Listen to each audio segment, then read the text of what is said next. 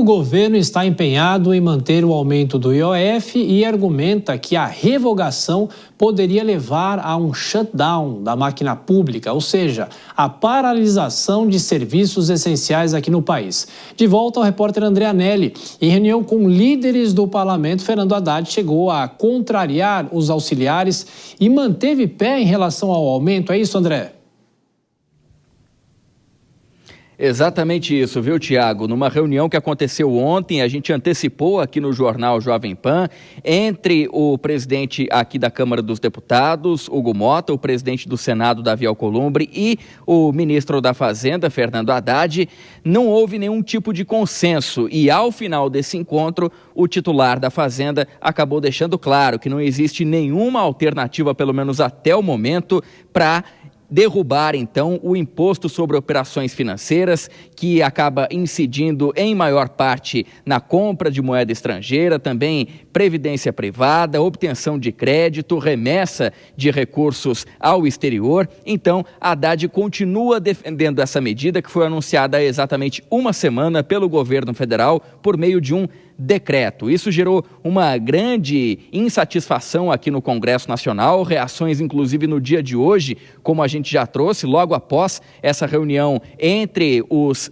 chefes aqui da Casa do Congresso e também o ministro da Fazenda, e agora o ministro Fernando Haddad dizendo que essa medida é necessária não apenas para o cumprimento das questões orçamentárias do governo, mas também para a manutenção dos serviços básicos à população. O ministro Fernando Haddad não deu nenhum tipo de detalhes em relação a quais serviços seriam impactados ou interrompidos por conta dessa não aprovação do Imposto sobre Operações Financeiras, o IOF, ou a derrubada do decreto presidencial, mas deixou claro que essa medida é necessária. Caso contrário, então, alguma outra alternativa deve ser tomada, mas o governo, até o momento, não tem nenhum tipo de substituição no radar, Tiago. É isso, a discussão, então, em relação ao Congresso Nacional e o ministro da Fazenda, Fernando Haddad. O André Nery trouxe aqui as informações e o governo dizendo que vai manter, pelo menos por hora, essa alta do IOF, uma metade de alta, porque houve um recuo lá atrás. De qualquer forma, o governo afirma que não tem como tomar uma decisão contrária nesse ano de 2025, porque tem um problema com as contas públicas, e de qualquer forma fica esse debate em relação ao Congresso Nacional, porque o Congresso pode derrubar esse decreto do governo. A gente comentava agora há pouco que há pelo menos 25 anos não há uma derrubada de decreto por parte do governo.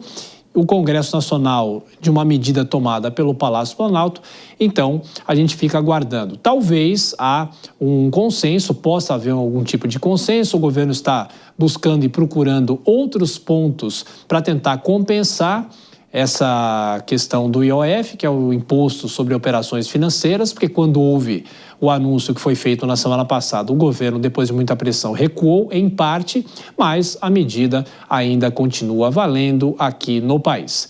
E para você que chega agora ao Jornal Jovem Pan, estamos debatendo com os nossos comentaristas a questão do IOF, essa questão que vem tomando conta do Congresso Nacional e novas ameaças que o Congresso fez para que esse decreto do presidente Lula seja derrubado. Vou chamar mais uma vez aqui a Dora Kramer, falando sobre o ministro da Fazenda, Fernando Haddad. Ele reclamou hoje, não é, Dora, que está sendo pressionado, mas você sabe muito bem que talvez depois de um presidente da República, lá nos anos 80, no período da hiperinflação, os ministros da Fazenda também eram muito cobrados. Ele corre algum tipo de risco, Dora Kramer, em relação ao cargo ou não?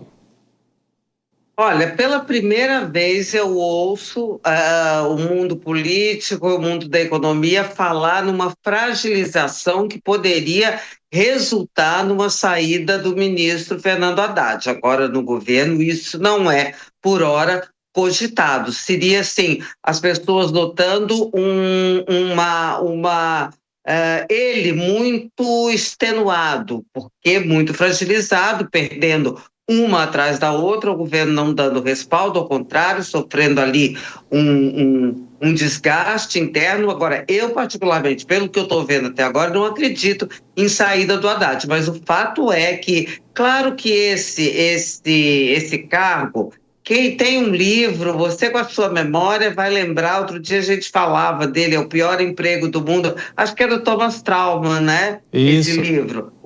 Não é isso? O pior emprego do mundo, que é de ministro da Fazenda. Depende, por exemplo, Fernando Henrique foi um ótimo emprego, tá certo? Saiu de chanceler para ministro da Economia, como chamava na época, e de lá para a presidência da República por 8 anos. Então, tudo depende das circunstâncias. No caso, agora, a circunstância é muito ruim, quando o ministro da Fazenda diz que não admite, não vai haver recuo. Isso é uma maneira de não entrar na negociação já entregando, né? Digamos assim, para o outro lado. Não vou chamar de adversário, que não cabe, mas não entregando já de bandeja, como o Dário Durigan, que é o vice-ministro, digamos assim, ontem falou que haveria sim alternativas. Aí hoje o Haddad deu uma consertada. Agora, quando fala da possibilidade do tal do shutdown, que na verdade é um apagão, né, nas contas da máquina pública, ora, o governo devia pensar nisso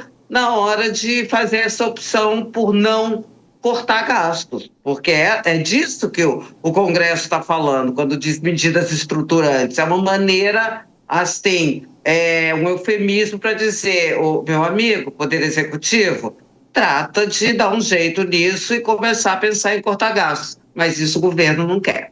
Vilela, a Dora toca num ponto importante, que é o apoio que ele tem dentro do governo, se é que realmente tem esse apoio 100%, porque ele foi muito alvo de fogo amigo lá atrás, né?